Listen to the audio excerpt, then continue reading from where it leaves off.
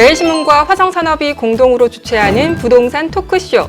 안녕하십니까. 사회를 맡은 아나운서 김민정입니다.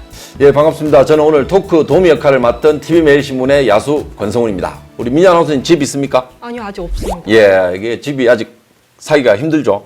많이 힘들죠. 이 월급쟁이들은 월급 받아가지고 돈이 안 보이거든요. 저도 지금 서구에 작은 집이 하나 있는데 이게 많이 올라야 되는데 걱정입니다.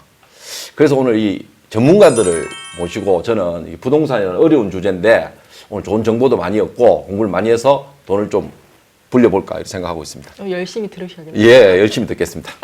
네, 보니까요, 이 최근 정부의 부동산 정책이 수차례 걸쳐서 발표가 됐지만 이 부동산 시장은 여전히 상승을 거듭하고 있습니다. 이 전국이 부동산으로 이슈가 되고 있는데 우리 지역 부동산 시장도 여전히 이 가격 상승이 지속이 되고 있고 청약 열풍도 식지 않고 있는데요. 이에 대해서 전문가 분들을 모시고 우리 지역 부동산 시장에 대한 현재 모습과 앞으로의 전망에 대해서 살펴보는 시간을 갖도록 하겠습니다. 본 내용은 총 4회로 나눠서 방송할 예정인데요. 첫 번째는 지역 부동산 시장을 진단해보는 부동산 시장, 과연 위기인가 기회인가? 두 번째는 지금의 시장 상황을 통해 살펴보는 내 집 마련의 기회. 세 번째는 부동산 꿀팁을 전해드리는 부동산 톡톡 정보. 마지막 네 번째는 앞으로의 부동산 시장 전망에 대해서 살펴보도록 하겠습니다.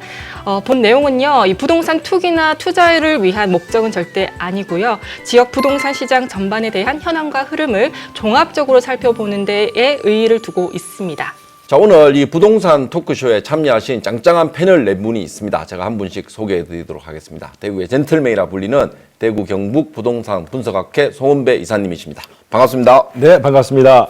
부동산 분석학회 송원배 이사입니다. 오늘 집도 없으신 분도 계시고 또 오랜 기간 단독주택에 사셨던 분도 계신데 오늘 이 시간이 즐겁고 또 유익한 토크쇼가 되도록 하겠습니다. 네, 반갑습니다. 예, 감사합니다.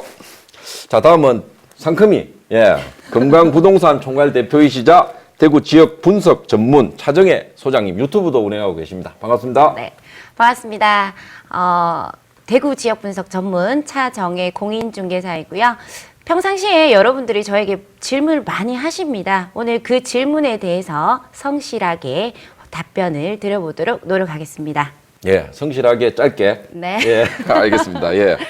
우리 다음은 화성산업의 도시정비 사업 부분에 우리 배영 차장님이십니다. 네, 반갑습니다. 화성에서 도시정비사업부문 실무를 맡고 있는 배영 차장입니다. 우리 화성은 63년, 올해로 63년 역사와 기술력을 가진 명문 건설 디벨로퍼로서 최근 호황인 정비사업 관련하여 아낌없이 최선을 다해 설명드리도록 하겠습니다. 예, 우리 배 차장님 그 방송 출연 처음은 아니시죠? 처음입니다. 아, 처음입니까? 근데 오늘 미용실에서 약간 군인 스타일로, 헤어스타일로. 네, 바짝 신경 좀 썼습니다. 편안하게 해주시면 됩니다. 예. 자, 다음은 우리 성문회계법인의 안태경 공인회계사님 자리에 함께 하겠습니다. 시원하게 소개해 주시죠. 안녕하십니까. 안태경 회계사입니다. 집은 우리나라에서 가장 중요한 재테크의 수단의 하나이고 그리고 우리 삶에서도 가장 중요한 장소입니다. 이런 좋은 주제를 가지고 좋은 분들과 함께 이렇게 방송에 출연할 수 있게 되어 영광입니다. 예. 제가 아는 지식을 조금이나마 도움드리게 전달하도록 하겠습니다. 예, 오늘 좀 좋은 말씀 많이 해주시길 바라겠습니다. 예. 오늘 이야기 들어보니까 굉장히 기대가 됩니다. 예, 아주 든든합니다. 예. 네, 오늘 첫 번째 주제는요, 이 부동산 시장 과연 위기인가 기회인가를 두고 이제 말씀을 나눠볼 텐데요. 먼저 우리 지역 부동산 시장을 한번 짚어보도록 하겠습니다. 송 이사님, 네. 그동안 우리 지역에 얼마나 많은 공동주택이 공급이 되었는지 한번 짚어주시고요. 또 입주 물량도 함께 말씀해 주세요. 네, 아주 민감한 사항인데 처음부터 훅 들어오시는데요. 사실 주제가 위기인가 기회인가잖아요. 위기인가 기회인가에서 대체로 다들 이제 공급 물량이 많으냐 적으냐, 또 입주 물량이 많으냐 적으냐 이걸 가지고 얘기를 하고 있습니다. 근데 우리 대구 지역에 지금 지난 한 3년 동안 아파트 공급했는 물량이 한 8만 5천 세대를 공급을 했습니다. 그리고 올해도 21개 단지에 한 10,000세대 정도로 공급을 했죠. 근데 공급이 좀 많은 것 같습니다. 그런데도 불구하고 미분양이 없어요. 지금 대구에 남아있는 미분양이 150세대밖에 되질 않습니다. 그렇다는 얘기는 공급도 많았지만 시장에서 수요는 더 많았다. 이렇게 해석할 수도 있겠죠. 그리고 이제 또 하나, 이제 입주 물량이 또 많아진다고 얘기를 하고 있습니다만은 작년에 우리가 우리 지역에 공급 입주했는 물량이 한 15,000세대가 입주를 했습니다. 그리고 올해는 이제 한 17,000세대 입주할 예정입니다. 근데 이제 이걸 가지고 이제 많다 적다라고 얘기하는데 이 사실은 이 17,000세대 가운데 이 다 17,000세대가 아니고 이 중에는 이제 재건축 사업을 해서 조합 아파트도 있고 또 임대 아파트도 포함되어 있는 겁니다. 이것을 이제 우리가 지역으로 풀어보니까 어떤 지역에는 물량이 좀 많은가 하면은 또 우리 수성구라든지 달서구 이런 지역에는 또 입주 물량이 부족한 동네도 있어요. 그래서 이것만 단순 물량만 가지고 많다 적다 얘기는 할 수는 없는 거고 우리가 지역별로 좀 나눠서 볼 필요는 있습니다.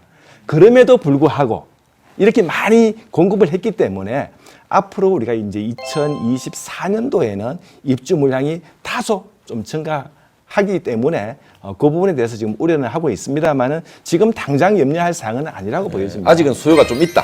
그럼요. 수요가 공급보다는. 네. 예. 네, 배영 차장님. 지금 지역에는 대부분이 신규 분양이 재건축, 재개발 등 이 정비 사업 위주로 공급이 되고 있는데요. 그동안 지역 내 얼마나 많은 정비 사업이 이루어졌는지 거기에 대해서 설명 좀 부탁드리겠습니다. 네, 우리 대구시청 홈페이지에 가보시면 생각보다 많은 정보들이 있는데요.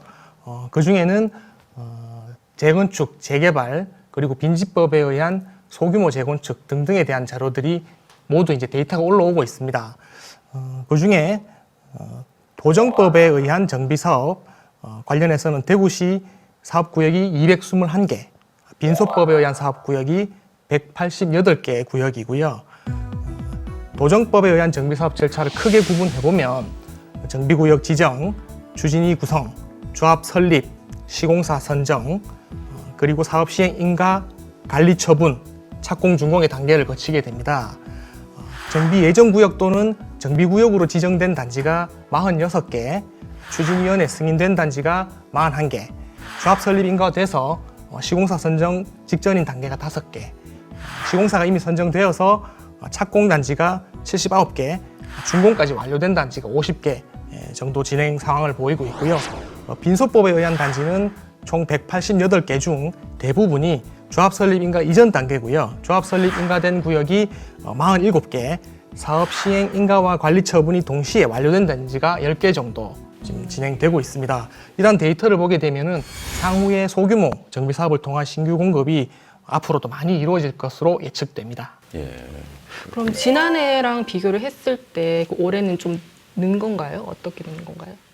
예, 한 3년 정도의 데이터는 대동소이하게 재건축, 재개발 사업이 진행이 되고 있습니다만은 투자하실 때에는 향후에 입주 시점까지 고려를 하시는 것이 아무래도 투자 리스크를 줄일 수 있는 방법 같습니다. 제가 또 궁금한 게 있는데 우리 이번에는 차 소장님께 질문 좀 드릴게요. 현재 대구 지역이 이제 투기 과열 지구 또 조정 지역 등으로 지정이 되면서 어떻게 구분이 되는지 또 어떤 규제를 담고 있는지에 대해서 설명 좀 부탁드릴게요.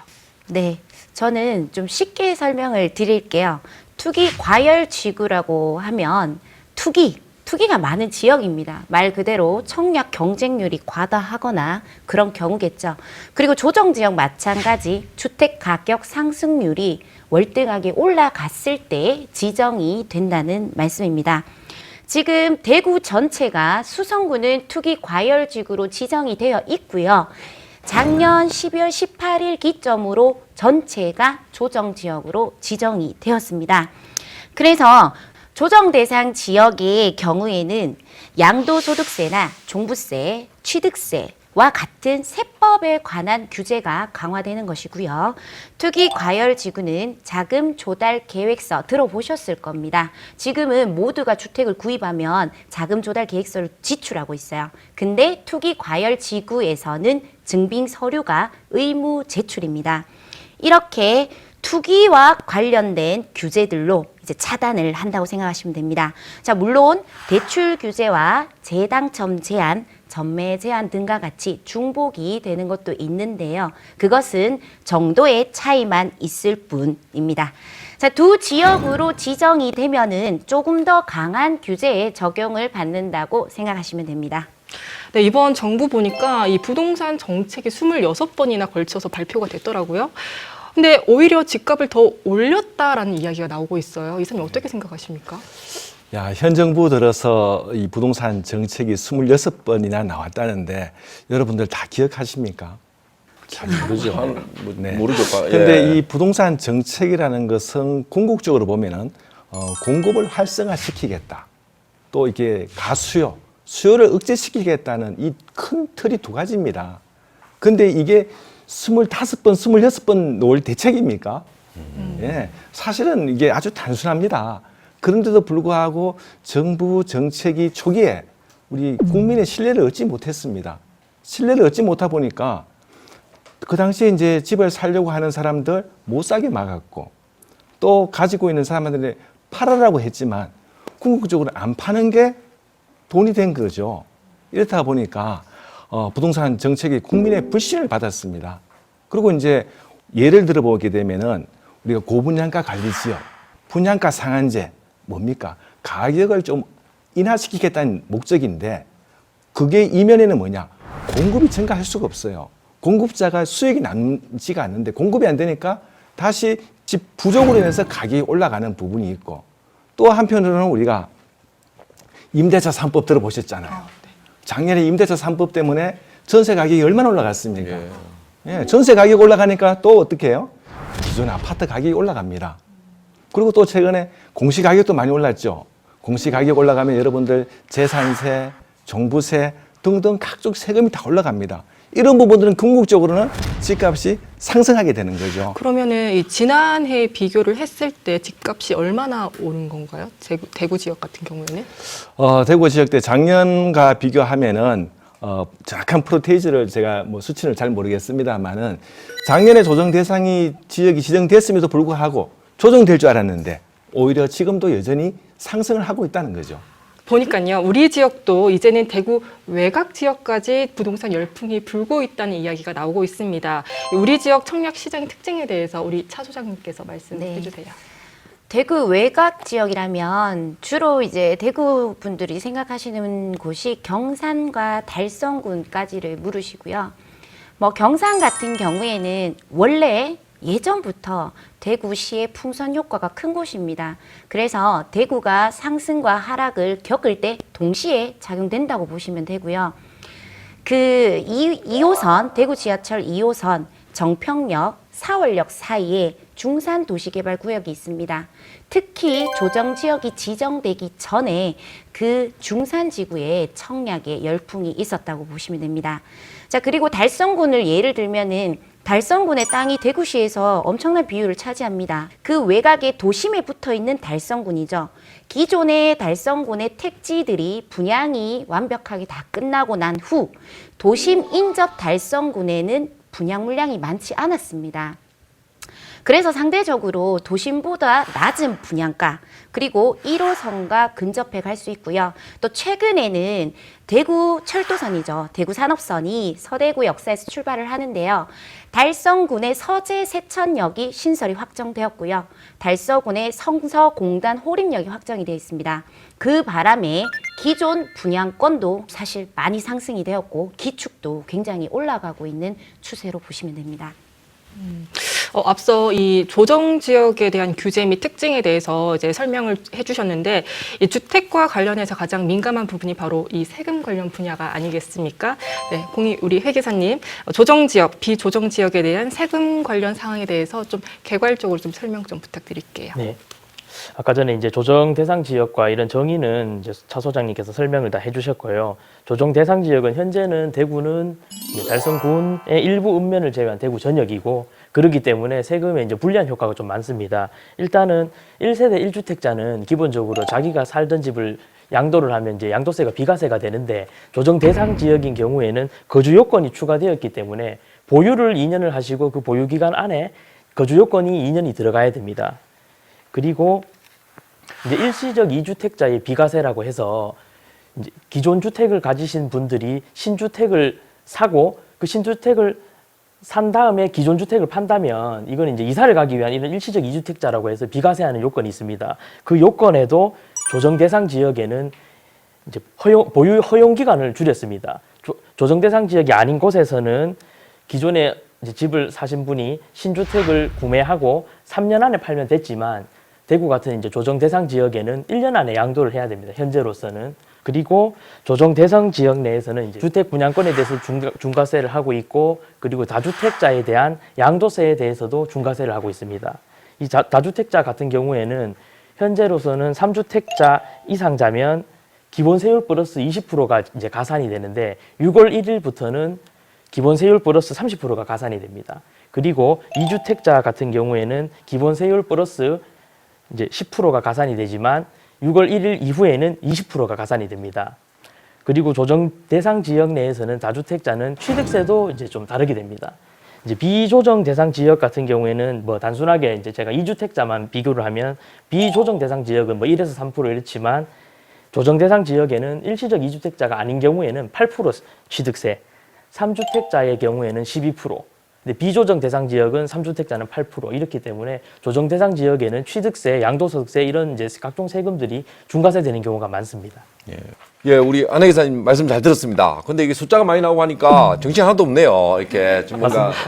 그러니까 저 26번의 부동산 대책이 사실은 이거 뭐 시장과 그 시장의 어떤 그 원리에 맡겨두면 되는데 뭐 26번 어떤 대책을 발표했는지도 모르겠고 사실 부동산 대책이 너무 정부에서 과도한 개입이 아니냐. 또 그리고 너무 수요자들이라든지 우리 집 사는 사람들이 너무 복잡하다는 생각이 들어요. 우리 이사님 어떻습니까?